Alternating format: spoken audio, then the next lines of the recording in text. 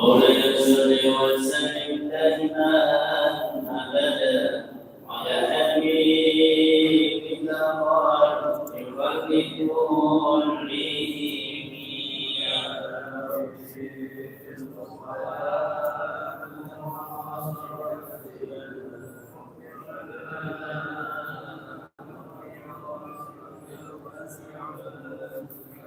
يا أكرم الخلق لما نموت به سواك تقول للحديث العالمين.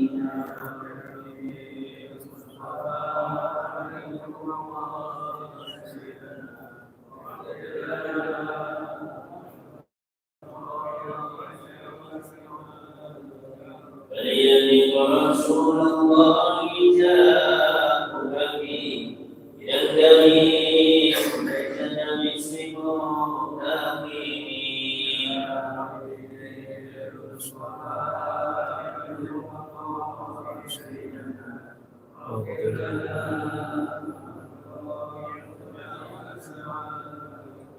بين بجودك الدنيا وضارتها ومن علومك الملح والعالمين.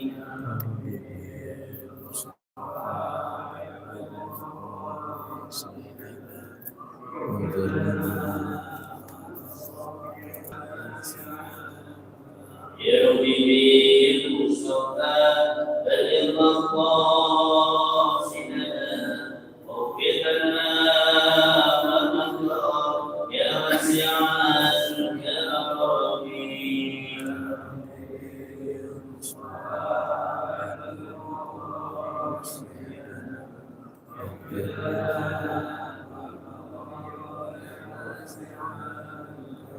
اللهم صل وسلم وبارك عليه. Bismillahirrahmanirrahim. Assalamualaikum warahmatullahi wabarakatuh. Alhamdulillahi rabbil alamin wa bihi nasta'in ala umurid dunya waddin. Wassalatu wassalamu ala asyrafil anbiya'i wal mursalin sayyidina wa maulana Muhammadin wa ala alihi wa sahbihi ajma'in, amma ba'du. Hadirin jamaah yang dirahmati Allah, malam hari ini kajian kita masih melanjutkan tema besar, yaitu sejarah pengumpulan Al-Quran. Dan malam hari ini kita akan membahas apa-apa yang terjadi di masa Khalifah Utsman bin Affan radhiyallahu anhu. Pada pertemuan sebelumnya kita sudah bahas apa yang terjadi di masa Khalifah Abu Bakar, yaitu bagaimana Nabi wafat tapi belum ada satupun mushaf yang lengkap dan urut.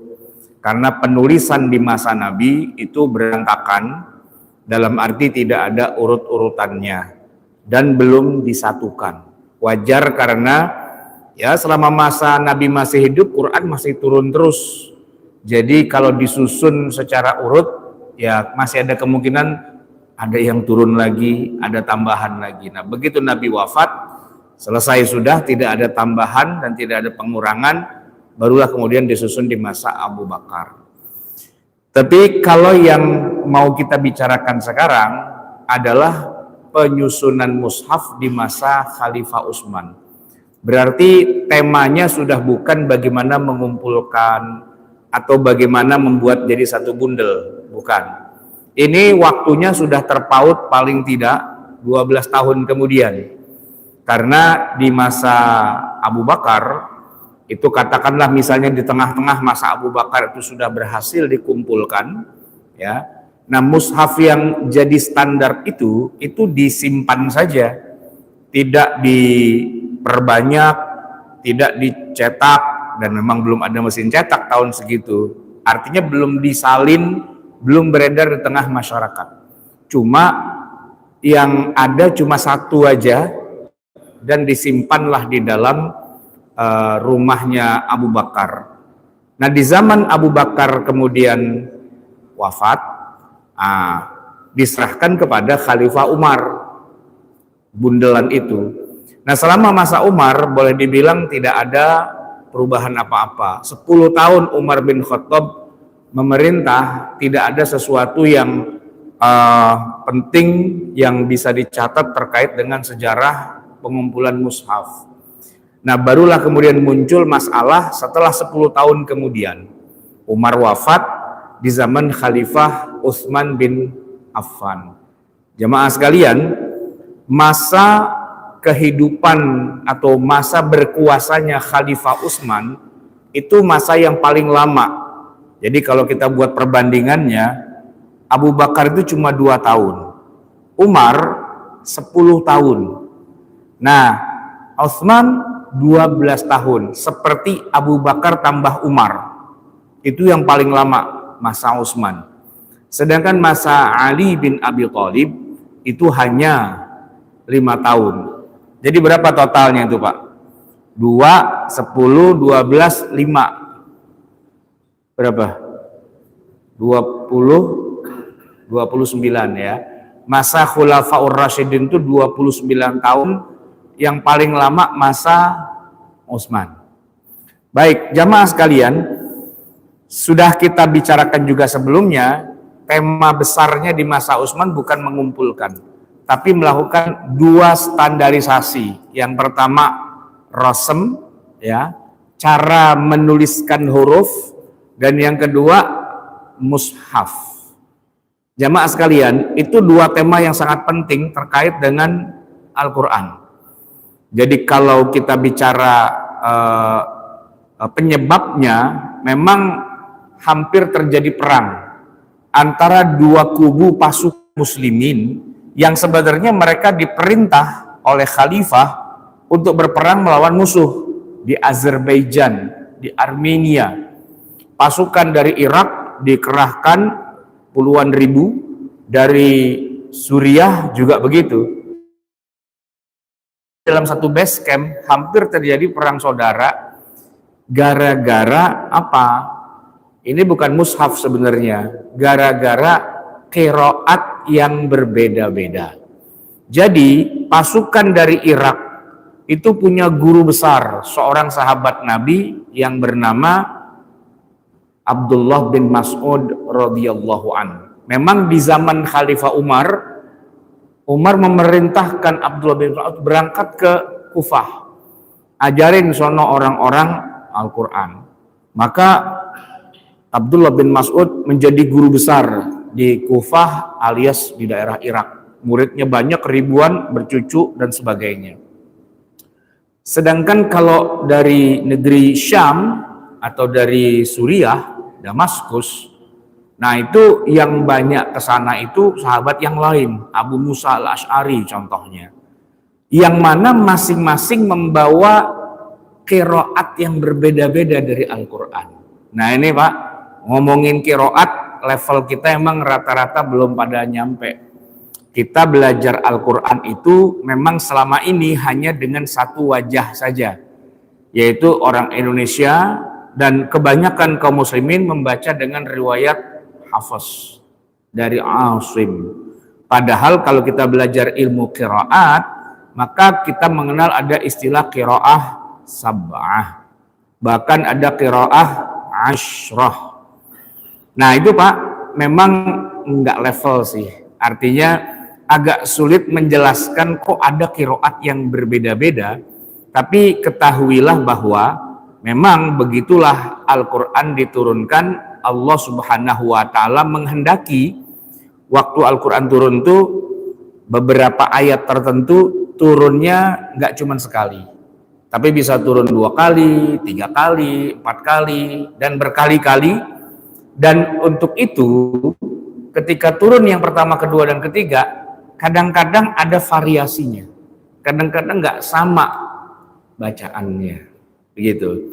Sehingga Dari yang paling kecil bedanya, cuman sekedar yang satu panjang, yang satu pendek, misalnya Maliki Yaumiddin dengan Maliki, sedikit doang. Walaupun tetap itu mengubah arti. Ada juga yang bedanya sedikit dan sama sekali nggak mengubah arti, seperti kata-kata wadduha dengan wadduhe. Itu nggak mengubah arti, cuman lahjah saja. Tapi kalau Maliki dengan Maliki itu mengubah arti. Nah, yang unik adalah kadang-kadang yang berubah atau yang bervariasi itu satu kata berubah, atau ada huruf tertentu yang di satu qiraat ada hurufnya, di qiraat yang lain nggak ada. Misalnya surat Ali Imran, saya masih ingat karena baru nulis, Pak. Wasari'u ila maghfiratim mir rabbikum, dan seterusnya itu, Pak. Itu kalau di mushaf kita ada wawunya, wasari'u. Tapi kalau di mushaf yang lain, ya, mushafnya dari Rasulullah juga, ya ini dari Utsman bin Affan juga, itu tidak ada huruf wawunya, Pak. Bacanya sari'u ila maghfiratim mir rabbikum, begitu. Nanti ada mushaf yang lain, kum fasiqum binaba'in fatathabbatu, gitu, Pak. Nah, karena di setiap negara mushafnya sama, rata-rata kita nggak jadi masalah. Cuman yang jadi masalah kalau kita pergi belajar ke negara yang lain. Orang Indonesia pada belajar ke Maroko, Maghrib. Nah, mushafnya beda tuh, Pak. Ya, orang kita belajar ke negeri yang beda jalur qiraatnya baru terasa. Nah, kalau masih dalam satu negeri nggak jadi masalah. Nah, itulah yang terjadi di zaman Khalifah Utsman. Mereka yang belajarnya atau mereka yang tinggalnya di Irak belajarnya sama satu guru, Abdullah bin Mas'ud. Mereka yang tinggal di Syam belajarnya sama satu guru, ya Abu Musa al-Asy'ari. Dua-duanya sahabat Nabi, dua-duanya meriwayatkan bacaan, gitu ya. Nah, begitu keroco sama keroco ketemu, Pak, perang. Hampir terjadi baku hantam, baku bunuh. Nah, peristiwa itu kemudian dilaporkan oleh Hudzaifah ibnul Yaman. Dia ada di situ, Pak, tahu penyebabnya, tapi dia nggak bisa mengambil alih, nggak bisa jelasin begini nggak bisa. Dia pulang ke Madinah, dia lapor kepada Khalifah Utsman. Dan Khalifah Utsman tahu akar masalahnya itu apa.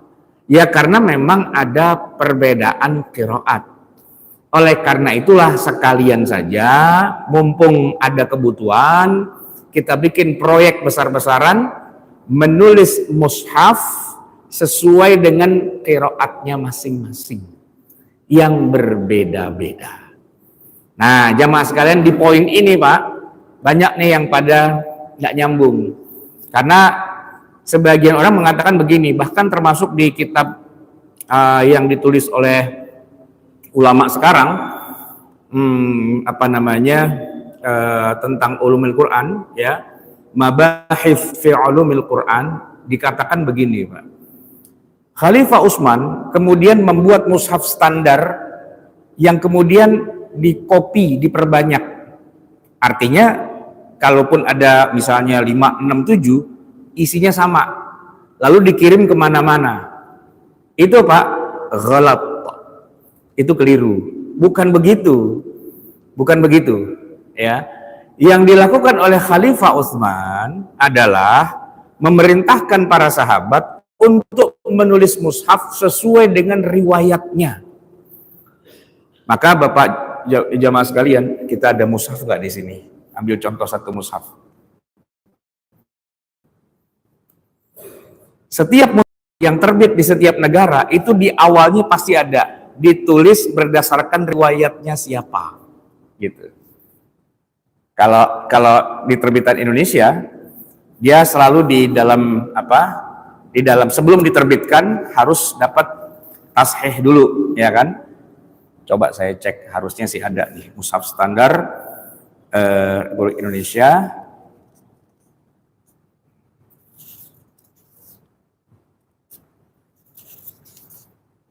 Dia nggak tulis di sini.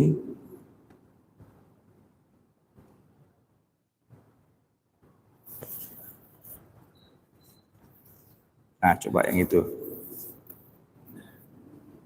Kadang-kadang penerbitnya nggak tahu juga, Pak. harus ditulis apa gitu kan. Dia nggak tahu juga. Nah, kalau ini ada nih Pak. Nih ya.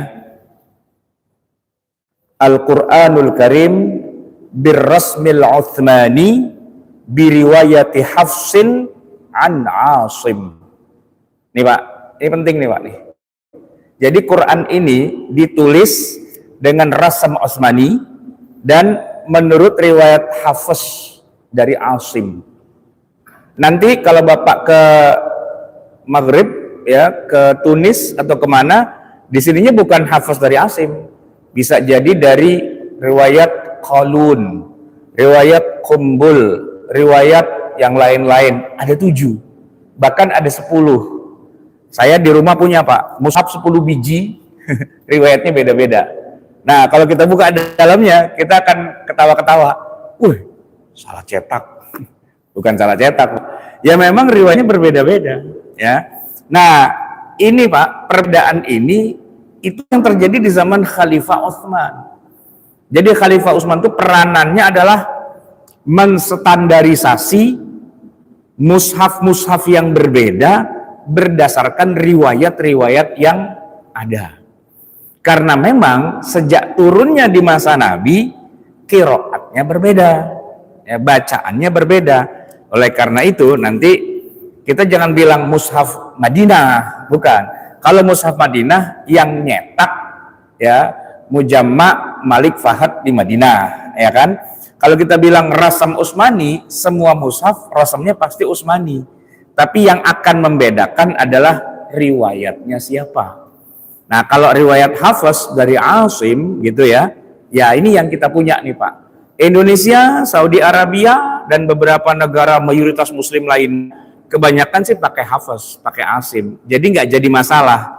Cuma kalau kita misalnya saya baca Qalun gitu Pak ya, itu nanti surat Al-Fatihahnya 7 juga, cuman di tengah-tengah sini nggak ada potongan ayat. Jadi di sini dia ada potongan ayat. Sini kan nggak ada potongan nih. Siratal ladzina an'amta 'alaihim ghairil maghdubi 'alaihim waladdallin gitu kan. Nah, kalau di riwayat yang lain siratal ladzina an'amta 'alaihim dikasih ayat 6 gitu.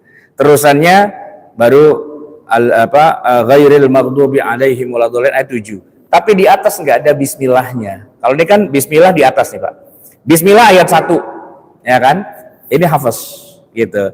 Nah, riwayat yang lain bisa jadi bismillahnya nggak ada. Ayat 1-nya ya alhamdulillahirabbil alamin. Nah, begitu Pak. Agak ketinggian kali Pak ya. Tapi ya itulah ceritanya. Sehingga banyak orang di dalam bab tentang qiraat sab'ah itu dia pikir hanya sekedar wadduha jadi wadduhe. Enggak Pak. Enggak, bukan sekedar imalah atau bacanya jadi A jadi E gitu ya, istilahnya imalah. Itu cuma ya salah satu penyebab saja. Sebenarnya ada begitu banyak perbedaan-perbedaan dalam bacaan Al-Qur'anul Karim. Nah, baik jamaah sekalian, jadi saya teruskan. Kita masuk pada halaman 295 ya.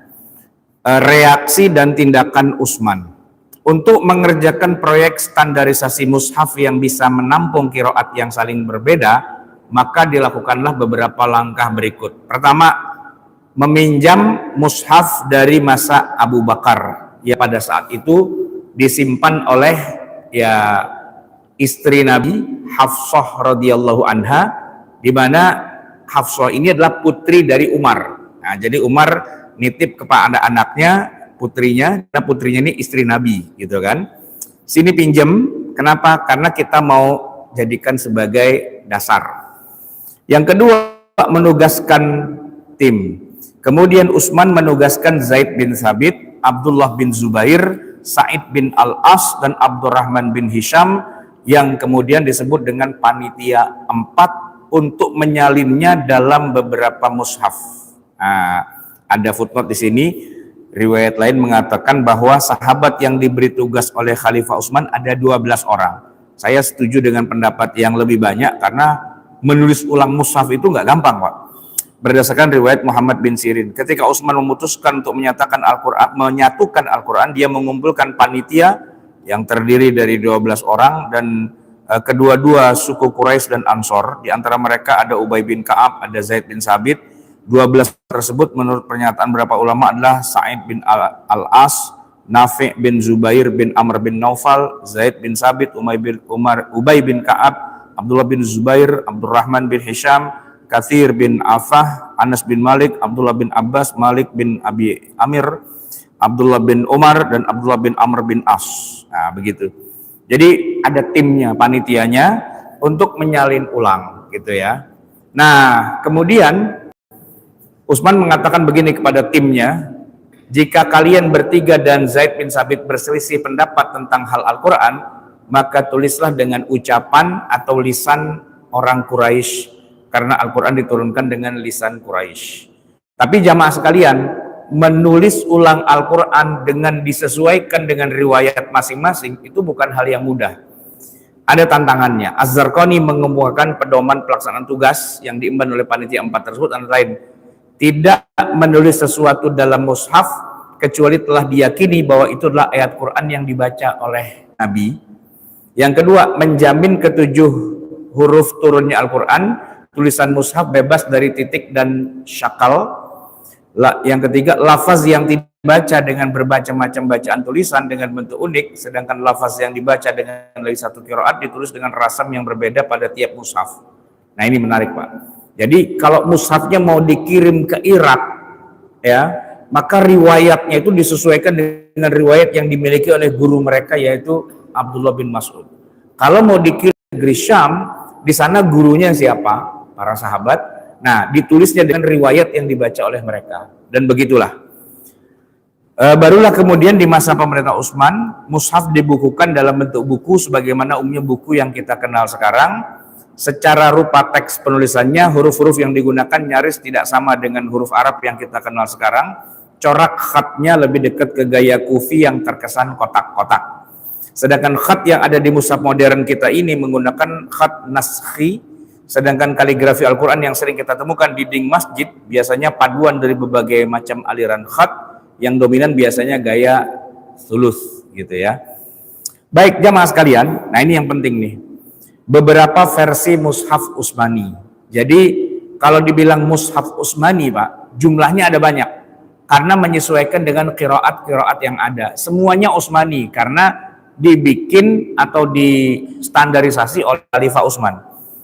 Setelah panitia 4 menyelesaikan tugasnya, Utsman mengembalikan mushaf yang asli kepada Hafsah. Namun catatan yang menarik penting, mushaf di masa Utsman dibuat menjadi beberapa versi yang berbeda. Kenapa dibuat jadi beberapa versi mushaf yang berbeda? Karena di dalam masing-masing mushaf itulah dapat ditampung sekian banyak perbedaan bacaan atau qiraat Al-Quran. Yang sekalian, karena kalau semua qiraat mau dimasukkan dalam satu mushaf secara teknis nggak bisa. Secara teknis. Kecuali ini saya baru punya ide doang. Belum sempat saya kerjain. Begini, Pak. Kita bikin mushafnya elektronik, ya kan? Jadi kalau kita pakai komputer ya, pakai tablet begitu, kalau kita arahkan mouse ke ayat itu, nanti keluar pilihan mau pakai rasamnya siapa, mau pakai riwayatnya siapa. Kalau pakai riwayat ini, klik, berubah dia sesuai dengan riwayatnya. Dan kalau kita nggak tahu bagaimana bunyinya, tinggal diklik, keluarlah suara qari'nya yang membaca sesuai dengan riwayat itu. Baru ada di kepala, Pak. Masih bingung gimana cara ngerjainnya ya. Depannya harusnya begitu. Di dalam HP kita itu, Pak, kalau kita baca Quran, kita baca nih, ya kan? Yang kita baca, Pak, aplikasi di Quran kita itu semua riwayat Hafiz. Jarang-jarang yang ada riwayat dari Qulun, dari apa yang lain-lain, jarang gitu kan. Walaupun ada, tapi jarang. Nah, maka harusnya di setiap aplikasi Quran itu ada pilihan. Mau baca pakai riwayatnya siapa. Nah, begitu. Kita, Kementerian Agama di Indonesia, sejak dulu hanya menerbitkan Quran atau mushaf yang cuman ya dari hafaz dari Asim doang. Baru ada rencana mau menerbitkan yang versi Qulun. Cuma ya masih ditimbang-timbang lagi dengan alasan Buat siapa? Di Indonesia nggak ada yang belajar Quran pakai jalurnya kolun, ya kan? Nanti malah timbul masalah gitu. Yang sekarang aja timbul masalah, Pak. Karena beberapa orang yang punya semangat Islam yang tinggi itu datang ke Kementerian Agama sambil gebrak-gebrak meja sambil mengatakan, kalian tuh kerjanya apa aja? Ini banyak nih mushaf yang palsu, dia bilang begitu. Sudah beredar di mana-mana mushaf palsu. Begitu dibuka, bukan palsu, Pak. Ini memang terbitan dari sono, Pak. Sesuai dengan riwayatnya. Tapi begitu dijelasin, malah tambah bingung. Emang mushaf bisa beda-beda ya? Bukannya cuma satu aja? Bukannya ini ayat, ini Al-Quran segepok gini nih Pak nih, turun dari langit itu buat Jibril. Nih Muhammad, Quran semua ya, baca sendiri gitu. Enggak, Pak, enggak kayak gitu. Halusinasi kita aja yang berpikir begitu. Prosesnya panjang gitu Pak. Sampai kepada kita dengan riwayat-riwayat yang cukup banyak. Nah, satu versi mushaf bisa menampung beberapa ragam qiraat yang berbeda, namun tidak bisa menampung seluruh perbedaan qiraat yang ada. Ya, namun secara status semuanya merupakan mushaf standar dan semua bergelar mushaf imam atau mushaf Utsmani. Nah, jamaah sekalian, lalu beberapa mushaf yang ditulis dengan berbeda riwayat itu kemudian dikirimkan oleh Utsman ke berbagai wilayah. Cuma memang Abu Amr Ad-Dani mengatakan jumlahnya cuma ada 4, yang dibikin itu cuma 4, ya, dibikin 4 hanya untuk penduduk Basrah, ya, Kufah, ya, Kufah, Syam. Kemudian ada lagi untuk orang-orang Basrah dan khusus untuk orang Madinah sendiri. 4, karena itu mewakili 4 mushaf yang berbeda, 4 ragam qiraat yang berbeda. Ini kata Abu Amr Ad-Dani. Tapi kalau menurut Al-Imam As-Suyuti jumlahnya ada 5. Lalu menurut Ibnu Ashir jumlahnya ada 6. Lalu Abu Hatim As-Sijistani mengatakan jumlahnya ada 7. Lalu Ibnu Jazari mengatakan jumlahnya ada 8 yang dibikin oleh Utsman. Nah, perbedaan ini wajar kalau kita melihat bahwa jumlah mushaf itu bisa saja bertambah sesuai dengan kebutuhan. Jadi boleh jadi gini, awalnya cuma 4 Pak. Tapi wilayah yang lain, misalnya Mesir bilang, wah kita nggak bikinin dong, kita punya riwayat sendiri nih yang berbeda, baru dibikinin. Jadi ada pada masa tertentu baru 4, lama-lama nambah 5, 6, 7, 8. Nah begitu. Kemudian, nah ini yang menarik Pak, ada peristiwa di masa Utsman, pembakaran mushaf sahabat. Jadi kan pada saat waktu Nabi SAW itu masih hidup, semua sahabat tidak boleh menulis apapun kecuali ayat Quran. Hadis itu tidak boleh, Pak. Nabi bilang jaridil Quran, ya.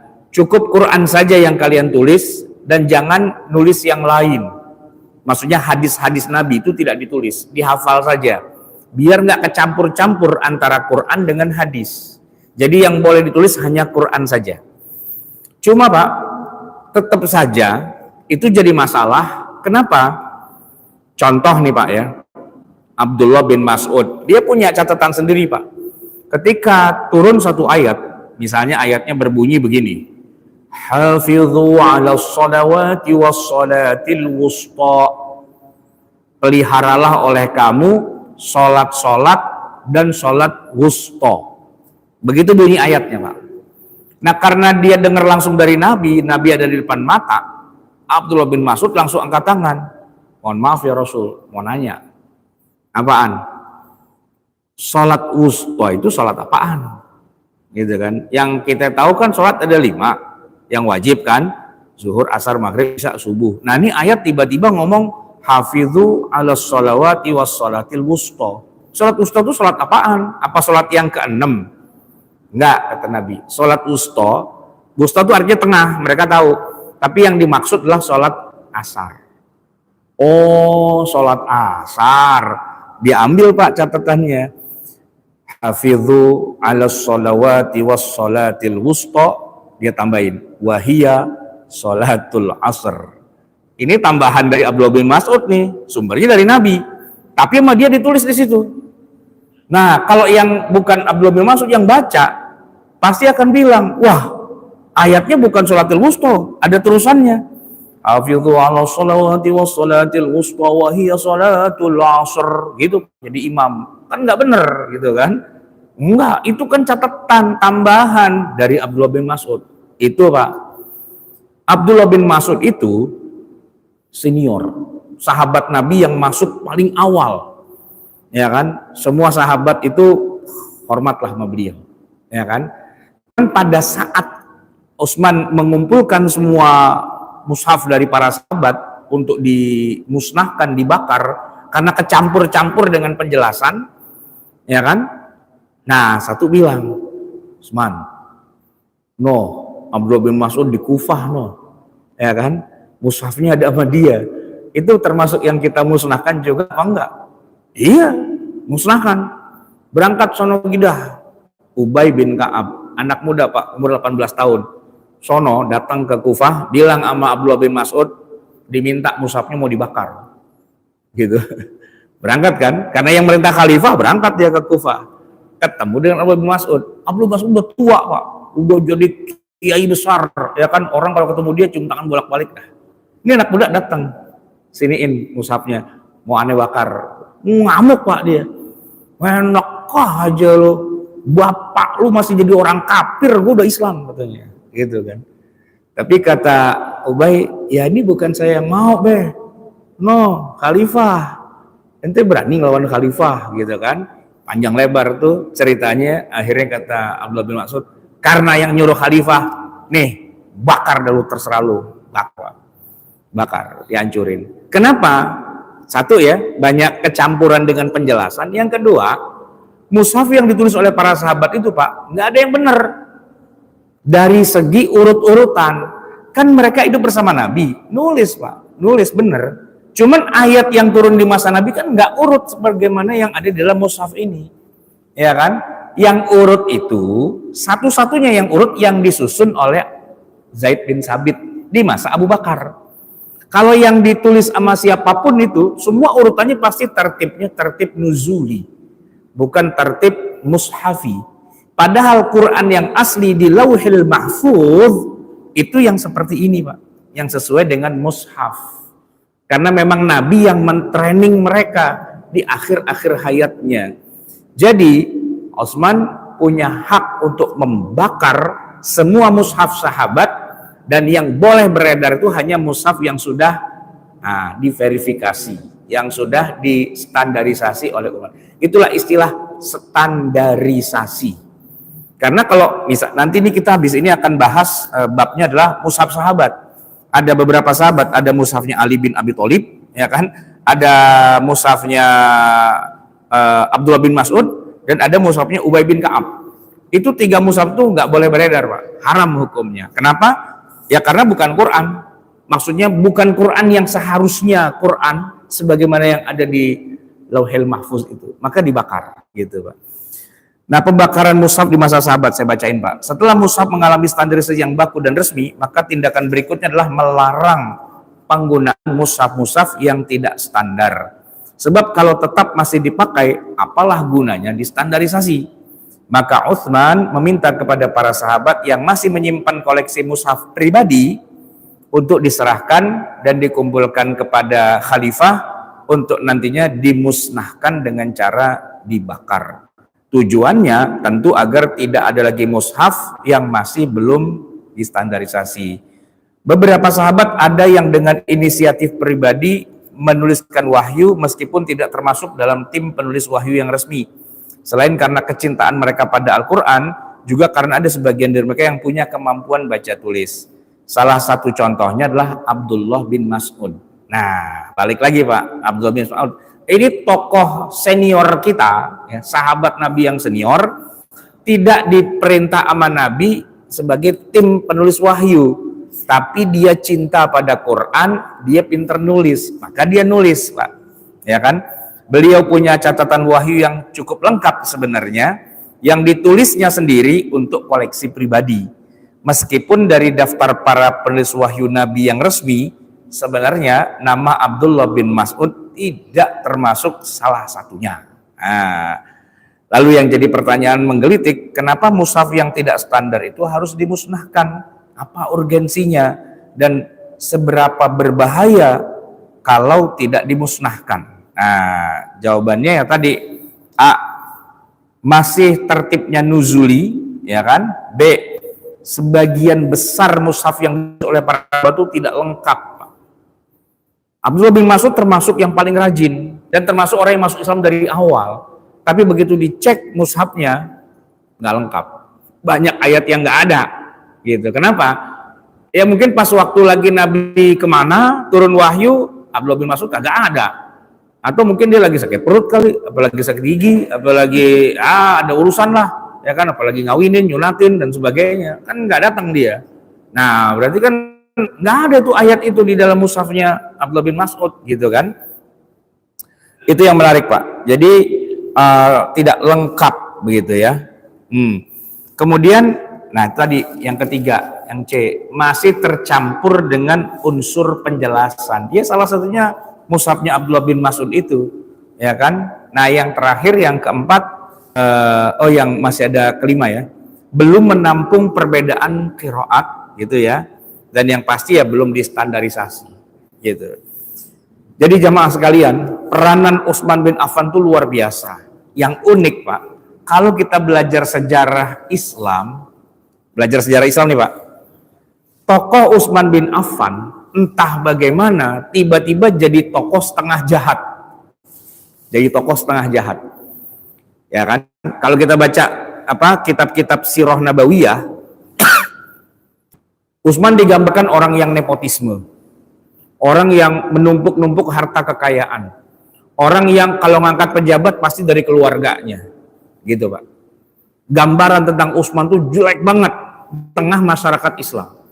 Jadi kalau ngomongin tentang kejayaan Islam, pasti yang diomongin masa Nabi, Abu Bakar, Umar.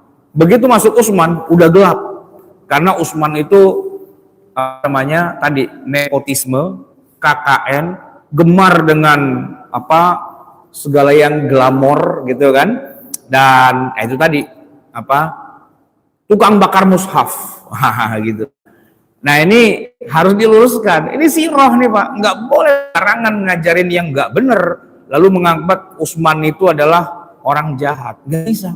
Kita nih Pak, khutbah Jum'ah, ya kan, nyebut itu 4 nama sahabat, ya, wardallahumma an sahabati ajma'in, an Abi Bakrin wa Umara wa Utsmana wa Ali. 4 itu Pak khalifah. Dan nggak boleh kita menjelek-jelekan salah satu dari 4 khalifah itu. Memang Pak, pada masa Utsman ya, memang ada banyak intrik politik, gitu Pak. Ya, bahkan ya beliau pun juga ya wafatnya memang dibunuh, gitu ya. Nah, lalu gara-gara terbunuhnya Utsman muncul lagi masalah baru dan sebagainya. Fitnah di era sahabat itu ya kayak gitu. Tapi pribadi Utsmannya, ya beliau orang baik Pak. Kalau bukan orang baik, mana bisa Nabi mengangkatnya menjadi Dzun-Nurain, mantu Nabi 2 kali Pak. Anaknya Nabi itu ada 2 orang perempuan yang dinikahi oleh Utsman 2 kali. Yang satu meninggal, lalu turun ranjang, Utsman menikahi adiknya lagi, ya kan, Ruqayyah dan Ummu Kalsum, gitu. Dulunya Ruqayyah Ummu Kalsum itu jadi menantunya Abu Lahab, pamannya Nabi. Jadi Abu Lahab punya 2 anak laki-laki, ya kan? Saking dia cintanya sama Nabi, Abu Lahab Pak, sebelum Nabi jadi Rasul, cinta banget sama ponakannya. Jadi 2 anak perjakanya lu kawin sama anaknya Muhammad biar kita jadi dekat Pak. Double tuh Pak besanan, ya kan? Nah, setelah Abu Lahab udah ingkar pada Nabi Muhammad, ngata-ngatain dan sebagainya, 2 anaknya suruh ceraiin lo bini lo, ya kan, gua nggak demen bebesanan sama dia, gitu Pak. Nah, lalu Abu Lahab dengan sangat tidak pakai perasaan, ngata-katain Nabi Muhammad tuh orang yang abtar, orang yang nggak punya keturunan, ya kan, nggak punya anak laki, anak perempuan pun kecil-kecil udah pada jadi janda, bagaimana dia punya anak, gitu Pak. Wah, disakitin Nabi itu. Nah, maka yang datang untuk menikahi janda dari anaknya Rasul ya Utsman. Ya, saya yang nikah aja ya Rasul, nikah, gitu kan. Terus meninggal, nah, adiknya dinikahi lagi sama Utsman. Maka dikenal sebagai Dzun-Nurain, orang yang punya 2 cahaya. Dan termasuk dari 10 orang yang dijanjikan atau bukan dijanjikan, dipastikan masuk surga. Ya kan? Al-asyr al-mubasysyaruna bil jannah. Nah, Pak, kita kekunci dengan kata-kata Nabi itu. Ini orang udah dijamin masuk surga. Bagaimana mungkin kita tiba-tiba jelek-jelekin Utsman, jelek-jelekin keluarganya, jelekin apa? Akhirnya begini, Pak. Orang yang jelekin Utsman harusnya dia tidak boleh baca Al-Qur'an. Karena Quran ini distandarisasi oleh Khalifah Utsman. Makanya namanya Mushaf Utsmani, namanya Rasm Utsmani. Orang yang anti dengan Utsman jangan baca Quran. Lu baca aja Mushaf Ubay bin Ka'ab atau mushafnya Abdullah bin Mas'ud, tapi udah dibakar, Pak. Nah, pertanyaannya begini, Pak. Bukankah di masa Utsman semua mushaf sahabat itu bakar? Iya. Kalau yang ditulis langsung oleh para sahabat sudah dibakar, bahkan masuk Abdullah bin Mas'ud pun membakarnya juga. Tapi kenapa mushaf-mushaf sahabat itu masih beredar aja? Karena udah terlanjur ngajar, Pak. Udah terlanjur ngajar. Abdullah bin Mas'ud punya anak murid ribuan. Nah, murid-muridnya udah tahu kemana-mana. Gurunya bakar mushafnya. Muridnya, mushaf dari gurunya udah disalin, Pak. Udah dikopi, udah kemana-mana, gitu kan. Nah, itulah konon, bukan beneran sih, konon katanya orang-orang Syiah di Iran, Qurannya beda sama kita, kemungkinan konon boleh jadi, belum tentu benar, pakai mushaf sahabat yang nggak sama Qurannya kita. Tapi itu tidak terbukti. Kenapa? Karena guru saya, Prof. Said Agil Al-Munawar, itu berkali-kali keluar masuk Iran untuk jadi ya undangan lah juri MTQ dan sebagainya. Kan banyak beda di tengah kita tuh, mushafnya orang Syiah tuh mushafnya palsu, beda sama kita gitu kan.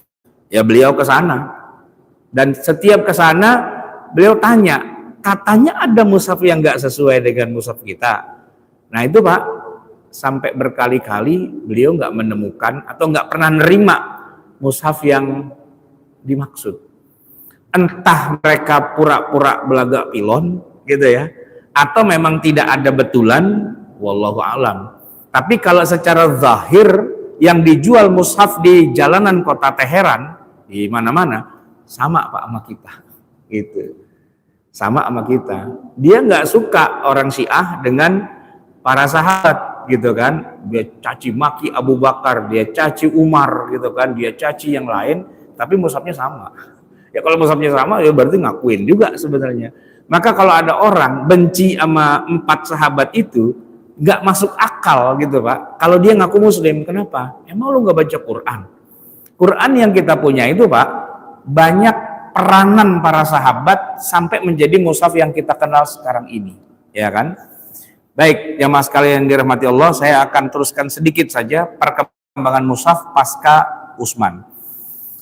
Jamaah sekalian, setelah Utsman bin Affan wafat, maka mushaf itu sudah mulai mengalami perkembangan. Karena apa? Karena Islam menyebar keluar dunia Islam, keluar dunia Arab maksudnya, di mana banyak orang di luar Arab yang kalau baca mushaf itu nggak paham, Pak. Ya, karena apa? Karena huruf Arab itu unik, semuanya huruf konsonan, tidak ada huruf vokalnya. A, I, U, E, O itu tergantung logika aja gitu, Pak. Ya kan? Kalau ngerti bahasa Arab dia bisa, tapi nggak ngerti bahasa Arab, gimana caranya dia bunyikan? Padahal Al-Quran itu sunnah dibaca walaupun nggak tahu artinya. Nah, bagaimana orang-orang di Arab bisa baca Quran kalau mereka nggak bisa bahasa Arab kan? Nah, caranya adalah ya dari apa yang sudah ada di mushaf itu kemudian dibikin lagi tambahan-tambahan, baik itu tanda baca, ya kan, atau harokat, atau syakel, atau tanda-tanda yang lain. Nah, mulailah kemudian dikasih istilahnya di zaman berikutnya, tahun 69 Hijriah, Abul Aswad Ad-Du'ali itu menambahkan nuqtatul i'rabi, menambahkan titik berwarna merah di atas fathah, di bawah di atas. Jadi gini, Pak, Kalau fathah kan kita garis gitu Pak. Nah di masa itu bukan garis, titik warna merah di atas huruf yang mau kita bilang A gitu. Kalau bismillah ba, terus dikasih titik di bawah warna merah, itu berarti ba kasroh gitu. Ya kan? Dan di depan untuk dhammah. Jadi ada huruf di depannya dikasih titik, oh berarti itu U gitu kan. A, I, U bukan fathah kasroh dhammah, tapi titik satu di atas, titik satu di bawah, titik satu di depan. Itu tahun 69 Hijriah. Ya, sudah wafat, itu 4 khalifah sudah wafat. Istilah nuqtatul i'rabi. Nah, kemudian di tahun tadi kan 69, di tahun 90 Hijriah ada lagi perkembangan berikutnya. Nasr bin Asim Al-Laythi menambahkan nuqtatul i'jam. Ya, menambahkan garis miring kecil untuk membedakan huruf yang mutasyabihah seperti ba, ta, sa, ya, jim, kha. Itu dikasih bukan titik tapi garis miring kayak fathah Pak. Jadi kalau menulis ba, kan kalau kita ba itu di bawah titik, nah dia bukan titik, kayak kasroh. Jadi kalau ada kayak perahu di bawahnya ada kasroh, itu ba. Kalau di bawahnya ada titik, itu roh. Kebalik Pak, antara kasroh, ya kasroh dhammah dengan titik gitu pada saat itu. Nah baru tahun 170 Hijriah ada yang namanya syakal. Syakal itu artinya bentuk, syaklun itu artinya bentuk, ya kan? Barulah ada yang namanya fathah, kasroh, dhammah. Ya, dikembangkanlah titik merah milik Abul Aswad Ad-Du'ali, ya, yang tadinya titik merah gitu ya, diganti menjadi syakal. Satu tanda baca ya yang mirip dengan alif. Mirip dengan alif, mirip dengan wawu, mirip dengan ya. Ya, lalu alif, wawu dan ya kemudian berkembang menjadi disebutnya itu bukan alif, bukan ya, bukan, tapi disebut tadi disebut fathah, kasroh, dhammah. Kemudian ditemukan juga tanwin. Ya, ini udah tahun 170 Hijriah. Kemudian juga ditemukan juga sukun.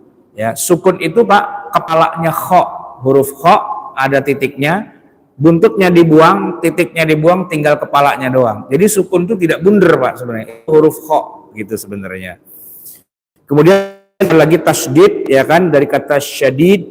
Nah, syadid itu diambil sinnya doang, giginya ada 2 sama titiknya 3. Nah, itu tasydid. Nah, maka diambil giginya doang. Nah, tasydid kayak tulisan Allah itu kan ada tasydidnya. Itu dari huruf shin, ya kan, dipotong gitu. Itu namanya syakal. Jadi mirip dengan sebuah huruf tapi dipotong untuk tanda baca. Ada hamzah, ya kan, kepala huruf shad diletakkan di atas alif yang maksudnya hamzatul wasl, dan ada mad, tanda mad melintang. Nah, begitu Pak. Nah, artinya dengan demikian ketika Islam keluar dari wilayah Jazirah Arabia dan mulai dipelajari, dipahami oleh orang-orang Ajam yang non-Arab, maka orang-orang Ajam itu bisa baca Quran pakai mushaf gitu kan, walaupun dia tidak bisa bahasa Arab. Tadinya Pak, yang baca cuma orang Arab doang, yang bisa bahasa Arab baru bisa baca Quran. Kalau nggak bisa bahasa Arab, nggak bisa baca Quran. Sama sekarang Pak, kalau kita beli koran berbahasa Arab, ya kan, kita nggak bisa baca, bunyiin tuh nggak bisa Pak. Kecuali kita bisa bahasa Arab, oh ini bunyinya begini nih. Kita bisa bahasa Arab dulu, baru bisa bunyi. Kalau kita nggak bisa bahasa Arab, nggak bisa Pak. Karena koran, buku, majalah, itu tidak ada harokatnya. Tidak ada fathah, kasroh, doma, tanwin, dan sebagainya nggak ada. Tapi kalau kita sudah belajar bahasa Arab, ya udah lumayan belajar bahasa Arab. Nah justru kalau baca kitab yang ada harokatnya, jadi pusing Pak. Ini ngapain sih ada harokat-harokat segala? Jadi puyeng Pak. Mendingan gundul aja. Kalau gundul kita enak bacanya, cepet. Tapi begitu ada harokatnya, kayak Quran jadinya. Ya Pak. Susah Pak. Kalau ada harokatnya, misalnya gini Pak, buku berbahasa Arab. Saya kan kuliah 8 semester Pak. Kan kitabnya bahasa Arab semua. Nah kalau di kitab itu ada teks yang pakai ada harokatnya, kita bisa pastikan itu pasti ayat Quran atau itu pasti hadis Pak. Sedangkan kalau bukan ayat Quran, bukan hadis, kok dikasih harokat, paling kita bilang, oh ini buku belajar membaca ya buat anak-anak gitu Pak. Jadi kalau huruf Arab kok ada harokatnya, ya antara dia Quran atau hadis atau dia pelajaran SD. Kalau kita kan dulu belajar Pak, ini Budi, ini Ibu Budi gitu kan. Nah pelajaran itu Pak sebenarnya. Nah kalau udah SMP, SMA, apalagi udah kuliah gitu kan, buku berbahasa Arabnya justru tidak boleh ada harokatnya. Kenapa? Ya karena ngeribetin harokat itu, kadang-kadang juga salah juga gitu kan. Nah kalau bisa bahasa Arab baru bisa baca tulisannya. Nah Quran bacanya saja kan berpahala walaupun nggak tahu artinya dan maknanya. Jadilah kemudian Quran dibikinin harokat. Biar apa? Biar orang yang nggak ngerti bahasa Arab tetap bisa baca walaupun kagak paham. Biar paham, dikasihlah terjemahan di kanan kirinya, ya kan? Walaupun terjemahan tidak bisa menjelaskan secara mendalam. Kalau mau mendalam, ya buka kitab tafsir yang benar, ya kan?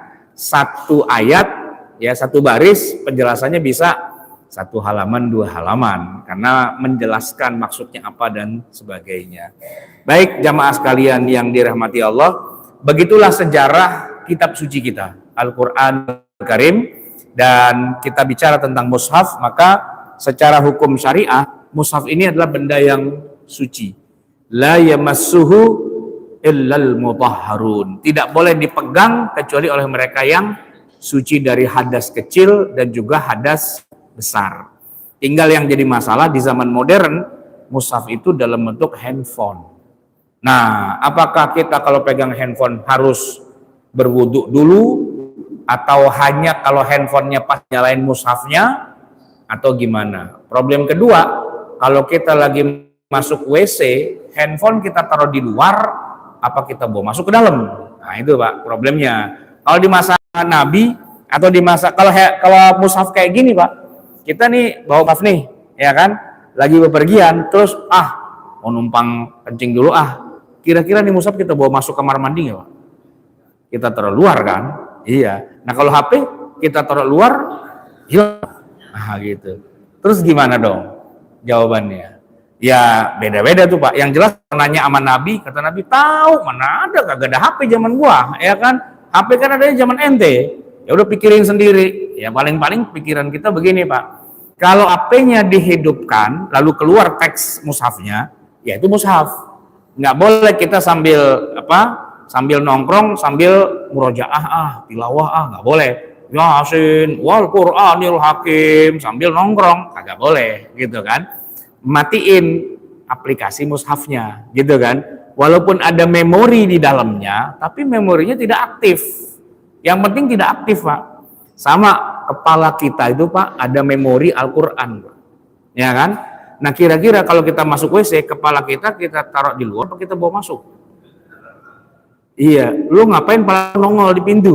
Lagi boker nih katanya gitu. Nah kok pala lu mau di sono? Di pala gua banyak Qur'annya katanya gitu. Ya kan enggak juga. Ya berarti kepala ikut masuk juga ke dalam kamar mandi, cuman jangan diaktifkan. Jangan sambil nongkrong sambil ya ini waza itu. Nah, enggak boleh karena berarti punya HP gitu juga, Pak. Ya kan? Kita matiin HP-nya, maksudnya aplikasinya gitu kan, sehingga tidak terjadi mushaf masuk ke WC. Mushafnya hanya ada di dalam data digital saja, dan kalau diaktifkan ya mau nggak mau harus di luar dari WC. Baik jamaah sekalian yang dirahmati Allah, semoga bermanfaat. Hadanallahu wa iyyakum ajma'in. Assalamualaikum warahmatullahi wabarakatuh.